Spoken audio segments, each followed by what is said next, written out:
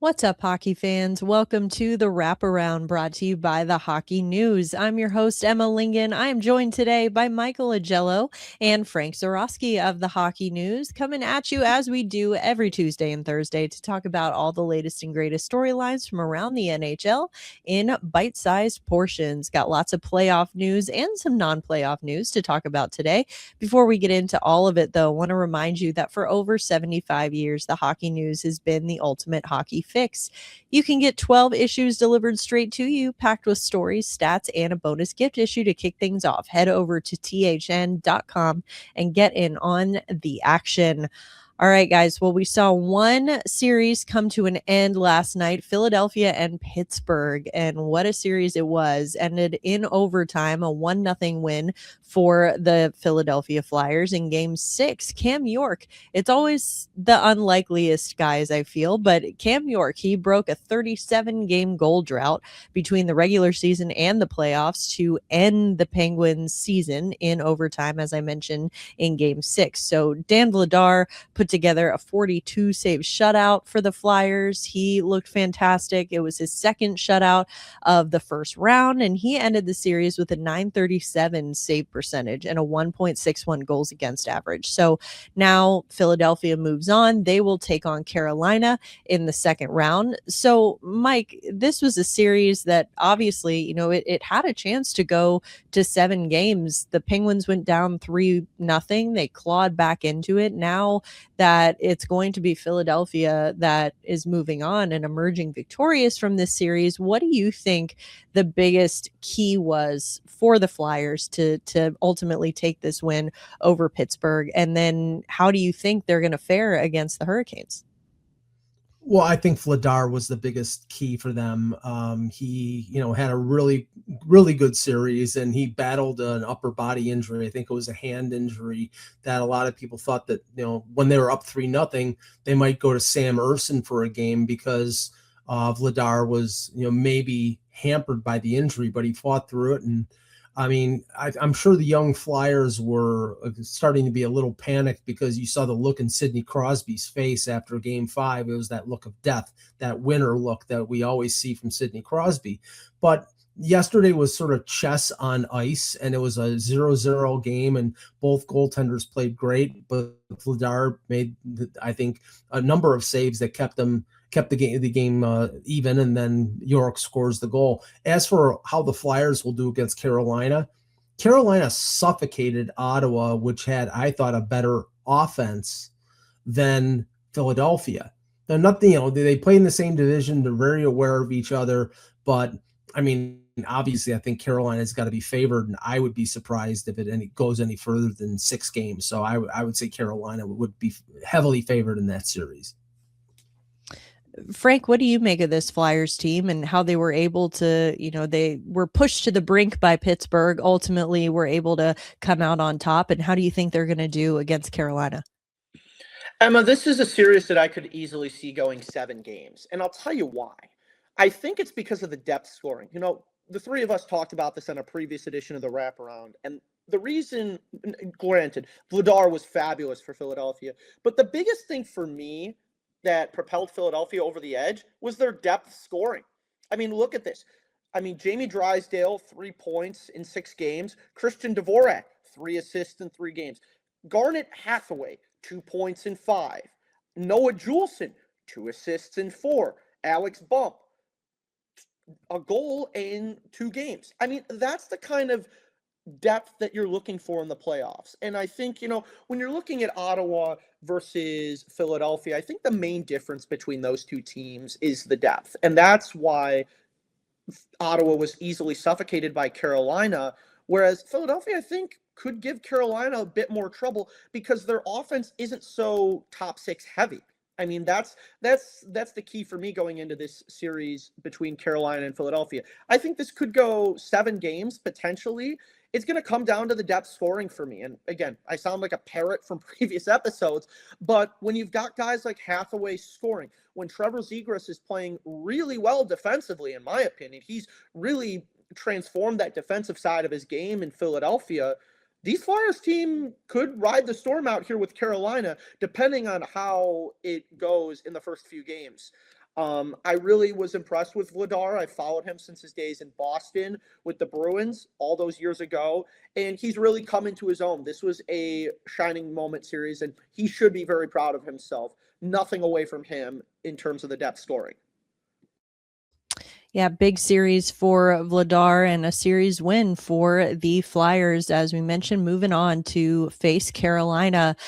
Going home, however, will be the Pittsburgh Penguins. As a result of that, a lot of questions that are going to come this offseason for the Penguins. They've got 9 pending free agents, including guys like Evgeny Malkin, Stuart Skinner, Anthony Mantha. And obviously, Mike, we can all agree that the Penguins outperformed expectations wildly this season just by making it to the playoffs in the first place. But now that they have done that, and even though they are going to be going home after the first round, what direction do you think that Kyle Dubas is going to take this team in, and what are their priorities going to be in the offseason? Do you think that he's had to adjust or had to kind of shift anything in light of the season they just had?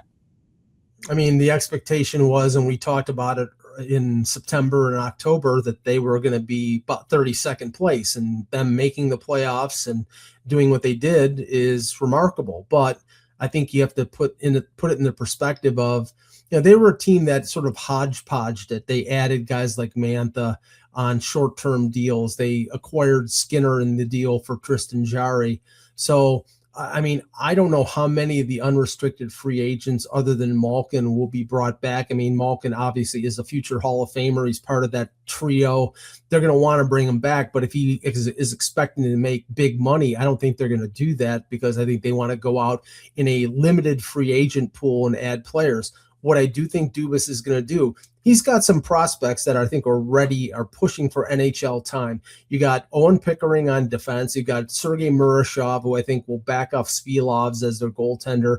And then Rutger McGroarty, in a limited amount of games in the American Hockey League, did very well. So I think the young guys are going to push for time. They're going to move some of the free agents out, and they're going to be big players in free agency for particular players.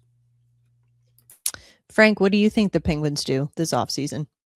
I think they need to, obviously, I don't think it needs to be said, but they need to allow Svilovs to take the next step in his development. And the reason I say that is, yes, they exceeded expectations, but Stuart Skinner is not their long-term solution in net. He's not. And for better or for worse, Svilov coming into focus was the biggest silver lining of this series for the Pittsburgh Penguins. They now have a bona fide winner in net. And I'm not just talking about at the NHL level. If you'll recall, Svilovs was a brick wall in net for the Abbotsford Canucks, helping them to their first Calder Cup championship last season. So he's the kind of guy that you want to hold on to. I concur with Augello on these prospects, but I'd like to take a look at one guy in particular, maybe two. Zam Plant and Jake Livanovich, a forward and a D. Now, Zam Plant is electric. Put up 50 points in 40 games for the Minnesota Duluth Bulldogs. His brother Max won the Hobey Baker this year. I mean, this is a kid that the Penguins have in their system. Add in a guy like Livanovich, a good, strong, puck-moving defenseman. Both guys are moving up in the college ranks. They're not necessarily ready to come into the NHL immediately, but they're guys that you should keep an eye on. So if I'm Kyle Dubas, I'm signing Sidney Crosby, Evgeny Malkin to bridge deals, so to speak, to give themselves the flexibility to bring those guys in when they're ready.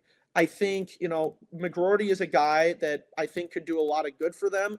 I'm elated and foaming at the mouth to see when Will Horcroft comes into this NHL system. He was a freshman this year. Kid was electric. Is he ready now? No. But the Penguins have built a very deep prospect pool that flies under the radar, especially when you got teams like Chicago and Anaheim and San Jose loading up their prospect pools. A lot of people forget about what Pittsburgh is building in the minors and in the junior and collegiate ranks. I mean, just another guy offhand that I really like is Cale Dock, 75 points in 63 games for the Calgary Hitmen. Carter Sanderson, who's still playing junior hockey right now for the Muskegon Lumberjacks. He's been a major factor for them. So I think you basically give yourself as much cap flexibility as possible and keep the guys that are going to be the bridge into that next generation. Whenever Crosby and Malkin decide to retire, they'll have that next generation properly trained. Well, they certainly have the cap space in Pittsburgh right now. Lots of draft picks as well, lots of draft capital. So probably still looking towards that rebuild and looking ahead toward the next generation of stars, like you said. Shifting over to the other playoff series that is still ongoing, the last playoff series that's still ongoing in the East in the first round right now, and that is the Montreal Canadiens.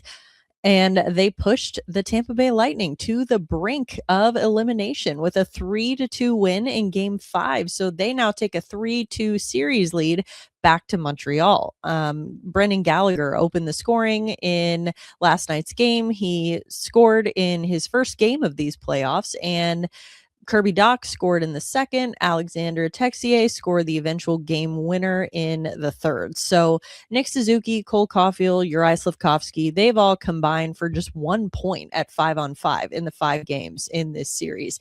But the depth scoring, like we've mentioned with the earlier series, the depth is what got it done for Montreal in this game. So Mike, do you think the Habs are ultimately going to close out this series without their stars being big contributors? Or do you think that, this potential series clinching win for them could be where the stars, the big guns, start to show up?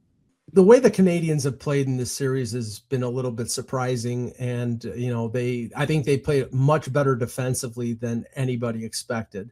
Gensel's always going to score. Hagel's always going to score, but you look at Tampa Bay and their depth scoring is practically non-existent. And conversely, Montreal with their depth scoring, I mean, Alex Texier is the guy who scored the game-winning goal, a guy who they picked up who exited his way out of St. Louis and they signed to a contract. So they're piecing together a winning combination, and they're not getting great production from guys like Suzuki, Caulfield. Slafkovsky had that one big game, and Lane Hudson is pretty much been held in check, but they're ahead in the series. But I predicted this series was going to go 7 games, so it's right now on target for that. Well, it's now, like you said, it's heading to Game 6 right now, and Frank, whether this game, or whether this series rather, ends in 6 games or 7 games, regardless, do you think that Montreal is going to be able to close out this series without their stars, guys like Caulfield, guys like Suzuki, being major contributors in these last 1 to 2 games? There's an old saying, the buck stops here, but you may as well stop here with Jakub Dobesh. I mean, that guy is insane right now. And they're going to, the Habs will close it out tonight. I don't know if their stars are going to get involved, but Jakub Dobesh has been absolutely fabulous. I mean, look what he's been able to do. I mean, during these playoffs, during these playoffs, 5 games played, a .903 save percentage, and a .249 goals allowed average. Considering that the stars, like Augello and yourself said, Emma, have not been up to their usual standards, that's really, really good. So Jakub Dobesh will be in his real form, like his true form, like he has been all series. And I think the Habs will close it out. Now, it does pose the question for an overarching theme. The Habs stars need to get back into the swing of things. I mean, you look at the playoff stats, Suzuki doesn't have a goal. Yeah, he's a point per game. Caulfield has a goal and 3 assists in 5 games. Slafkovsky's been solid, 3 goals in 5 games. But like you guys said, for the most part, the Lightning have kept Montreal in check. And I think when Montreal wins tonight, not if, when they win tonight, they will have to address, activating those star players. But the depth scoring is very encouraging for me. Well, depth is, like you said, it's leading the charge for Montreal. The same cannot be said, though, for Tampa Bay. The Lightning, it's been their stars who have been driving the bus for that team. Brandon Hagel, Jake Gensel, Nikita Kucherov, they've been the driving force of the offense for Tampa in this series. But outside of that, the Lightning don't have a single player with more than 3 points throughout the series. So kind of the reverse of what's happening with Montreal right now.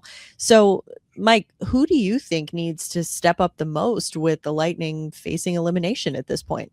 Well, it's always been a signature of the Tampa Bay Lightning that they get production from guys that you don't expect to produce. I remember a game 7, Tampa Bay and Toronto, I think it was 2022, when Nick Paul scored both goals in a 2-1 victory.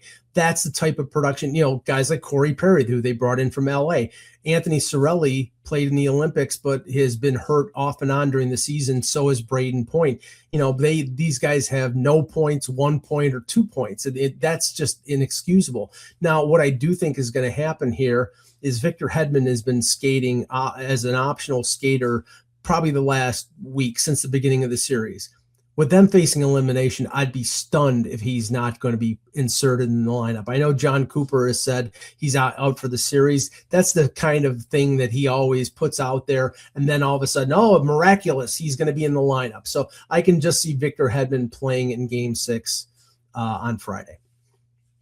Well, that would certainly be a difference maker and impact player for Tampa if that is the case. And you mentioned guys like Cirelli too. I mean, one of the better two-way forwards in the league right now. So that's a guy that you need to really see stepping up his game a little bit. Frank, anyone else that we didn't mention who you would like to see take another step for the Lightning in this series? I'd say Yanni Gourde. Yanni Gourde, looking at his numbers, the Lightning moved heaven and earth to get him back at the deadline in 2025. They moved heaven and earth. It was a great 3-team deal with the Red Wings and the Kraken. And what has he done for them in the playoffs? Aside from 1 assist in 5 games, not a whole heck of a lot. Yanni Gourde needs to step up his game.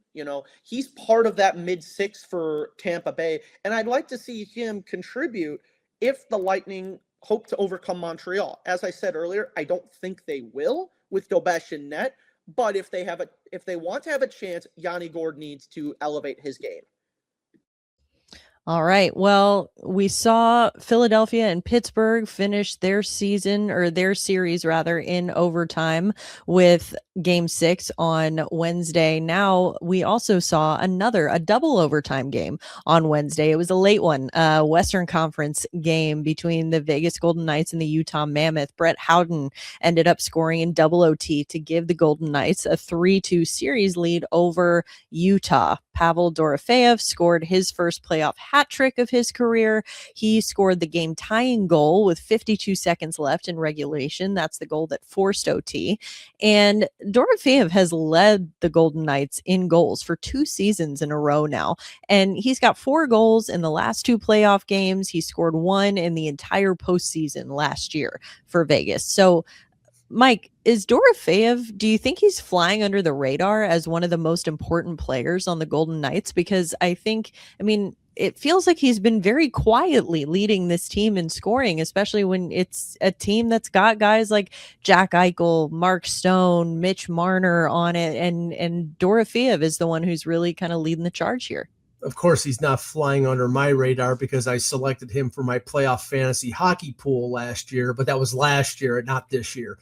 He's a very good sniper, and with the players that they have, if they can get him the puck, he can pot it, and he's a really good scorer. Now, I think the problem for Vegas right now is other people have to produce. Eichel is doing very well; he's got 8 points right now, but guys like Stone and Marner are not producing at the level that you expect them to. And I really think they're still missing that sort of two-way capability from the blue line that they got for years from Alex Pietrangelo. They're not getting great goaltending from Carter Hart, but they're getting just good enough goaltending to win these games. They're playing a young Utah team, and their experience, the Golden Knights, their experience that they have on hand is probably going to be the difference in the series, but it's still a pick 'em. These games are, very close, and I love the talent level of the Mammoth, but the experience of the Golden Knights may carry them through in this series.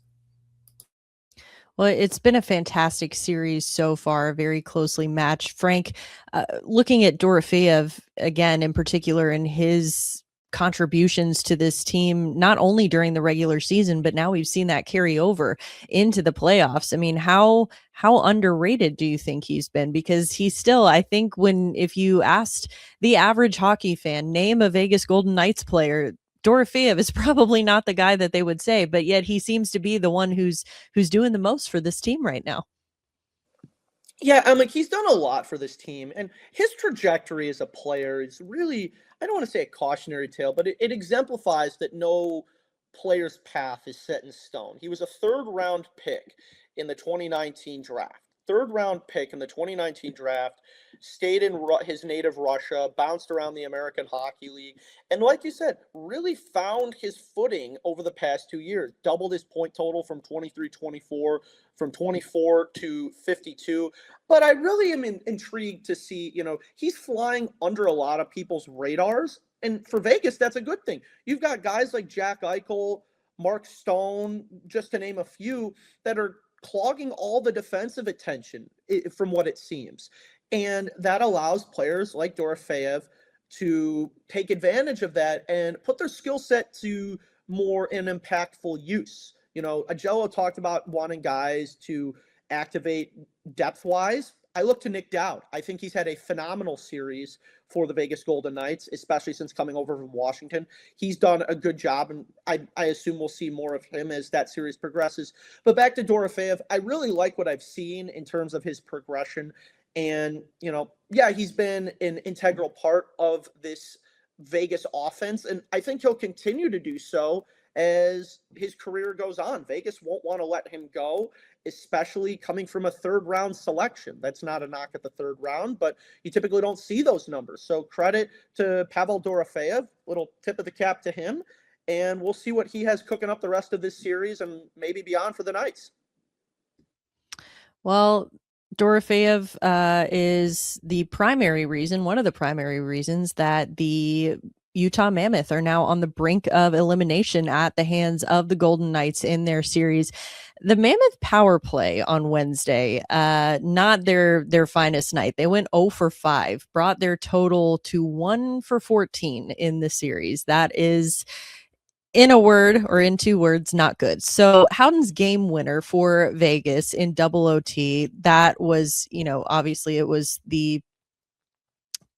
it came while Vegas was shorthanded. So that is another kind of knock on Utah's special teams here. So after 2 straight heartbreaking losses in overtime for the Mammoth and, their continuous special team struggles they've had here, Mike, what's it going to take for Utah to get back in this series and to not get eliminated in Game 6?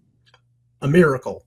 They have to learn how to play defense, and obviously you've seen that as a lot of young teams in the playoffs, like Anaheim defensively is not very good. They're just a plus offensive team, and Utah has been getting balanced scoring, but their special teams have not been particularly good.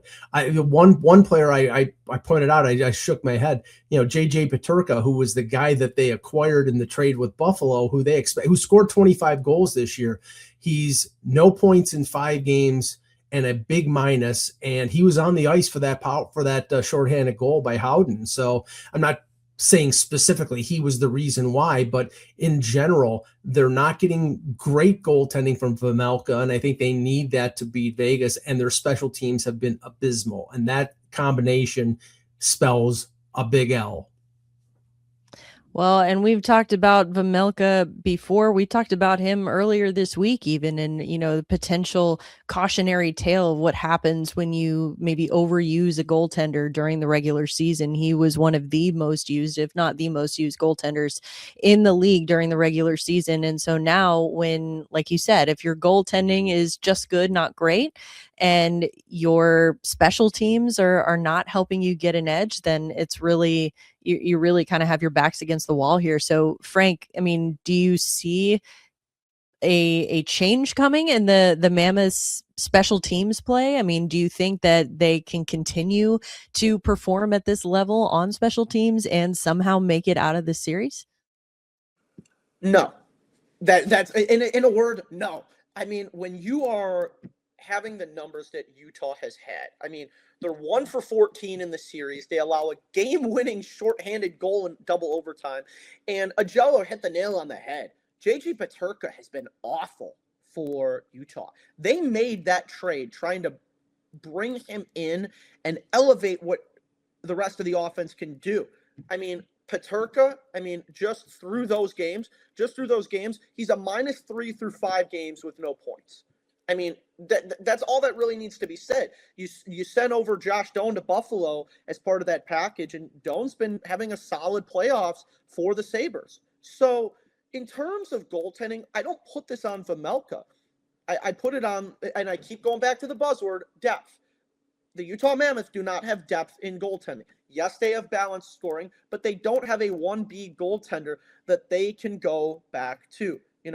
Looking at the Minnesota Wild, for example, they have 2 solid goaltenders that they can rotate in tandem, and that's why they're doing well against the Dallas Stars. So looking at Utah as a whole, their special teams needs to improve quite drastically. I'd like to see a little bit more from Logan Cooley. He's only got 3 points in 5 games, and while the scoring has been balanced, he's one of your superstar players. He's one of the guys that when one part of the ship is sinking, he's going to shore it up, or he should be the guy to shore it up. So I'd like to see a little bit more from him. But Peterka and Cooley are the 2 guys that I keep my eye on if Utah wants to come back in this series. All right. Well, we'll have to see what happens there as the playoffs continue in the first round here. We're going to shift gears a little bit and talk about some NHL awards. The Lady Byng finalists were announced this week. So Cole Caulfield, Anze Kopitar, and Jake Sanderson were named the finalists for the award this season. Lady Byng, of course, given to the player who exhibits best sportsmanship and gentlemanly conduct in the game. So, Mike, in your opinion, who do you think of these 3 is most deserving of this award, and why? For 2026, they should rename this the Anze Kopitar Career Achievement Award, because he has won it multiple times and he is retiring. And just like Patrice Bergeron in a few years ago, 3 years ago, when he was nominated for the Selke and he had won it multiple times, you knew that he was going to win the Selke in his last year. So I think for that reason, not to say that Caulfield or Sanderson are not deserving of the nomination, but I think it's just, I know the mind of reporters. They will say this is a fitting way to send off a first ballot Hall of Famer and cap the end of a great career. So I will say Kopitar is going to win it. Well, you certainly know the mind of this reporter. I had Anze Kopitar on my Lady Byng ballot, high on that list for a lot of the same reasons that you mentioned. Frank, what do you think? I concur with Augello on this. It's not often that you see a whole team come out and shake another player's hand at the end, and I'm not saying I'm putting these guys together for the league-wide recognition, Alex Ovechkin, Patrice Bergeron. Those 2 guys had the same sort of treatment in their chase or monumental years when they're either chasing Alex Ovechkin or chasing Wayne Gretzky rather, and retiring from the NHL, Ovechkin and Bergeron respectively. And that's the kind of respect that other players around the National Hockey League have for Anze Kopitar. And I agree with Augello. This is Anze Kopitar's little send-off, a little final little sweetener to his career. He's helped build the game of hockey in Los Angeles so well, being a part of those 2 Stanley Cup teams, 2 decades with the Los Angeles Kings, helping mold the next generation of silver and black players together. And I'm really excited to see, unless something crazy happens, him receive this award and get a final farewell from the media and his fellow players.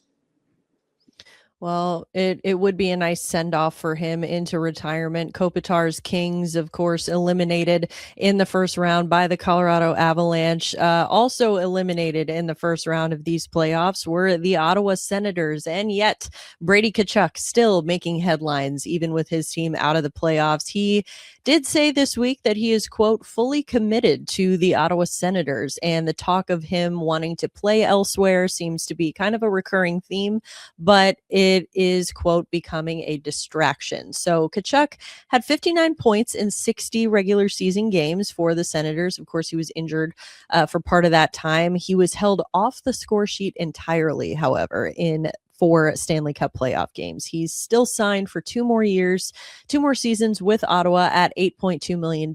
He's got a full no move clause. At the exit meetings for the Senators, GM Steve Staios labeled those rumors of Tkachuk wanting to play elsewhere next season as nonsense. And it seemed like Tkachuk was sort of reiterating that sentiment. So, Mike, I think we kind of know the answer here, but even with both Staios and Tkachuk himself shutting down those rumors, do you think this is the end of the noise that we're going to hear with Brady Tkachuk, or is this just the beginning? Is it the end? No. There may be a slight moratorium here because, as you said, Emma, 2 years left in the contract. He can't renegotiate or he can't sign an extension until July 1st of 2027.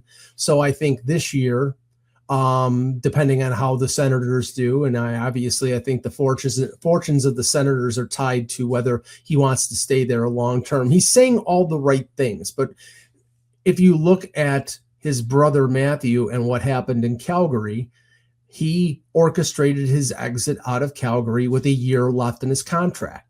He said, I'm not going to re-sign here, and they had to trade him. And I suspect, unless I'm dramatically wrong, that what's going to happen, he'll play out this year because he really has no option. You know, he could ask for a trade, but I think he puts Staios in a bad position. I think he essentially says, I'm going to play out the year, see how things go. And then next summer, when it gets time for talking new contract, he says, well, I'm not going to re-sign here. And now is your opportunity to trade me and get something, at least something back in a trade. I think that's, if I'm wrong, fine, but I think that's the way it's going to go. Yeah, I mean, like you said, it is a little premature at this point to be talking about it because, like you mentioned, Tkachuk is not even eligible to sign an extension to stay in Ottawa if he even wanted to. So, like you said, might be a little moratorium on the talk. But Frank, how do you see this whole situation playing out in the end with Tkachuk in Ottawa?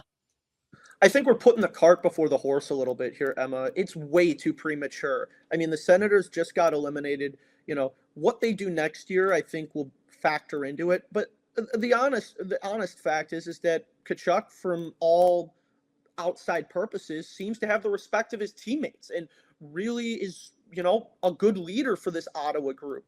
They've got a strong group of players here. And I think it's a little different than Matthew Tkachuk in Calgary because Calgary was kind of at that midpoint where they could go either direction. I think Ottawa's on their way up. They just need to have better execution in the postseason to go further. So I think it's a little bit of apples and oranges comparing Matthew and Brady in that sense. Do I think next year is going to be a major impact? Absolutely.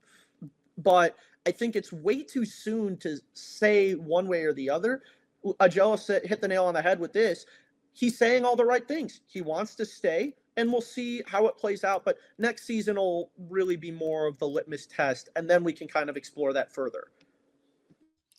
All right. Well, of course, if you want to read any more about the ongoing Brady Tkachuk saga, on any more of the playoff matchups, NHL awards, any of the topics that we talked about today here on the Wraparound, please head over to the Hockey News. It's been the go-to for all things hockey since 1947. 12 issues packed with game and player insights, and a free issue to start is a must-have for any fan. Head to thn.com/free and grab your subscription today. That's going to do it for today's episode of the Wraparound. Thank you so much to everyone who tuned in today. We really do appreciate it. We'll be back with an all new episode next week. For Michael Augello and Frank Zawrazky, I'm Emma Lingan. This is the Wraparound, and we will see you next time.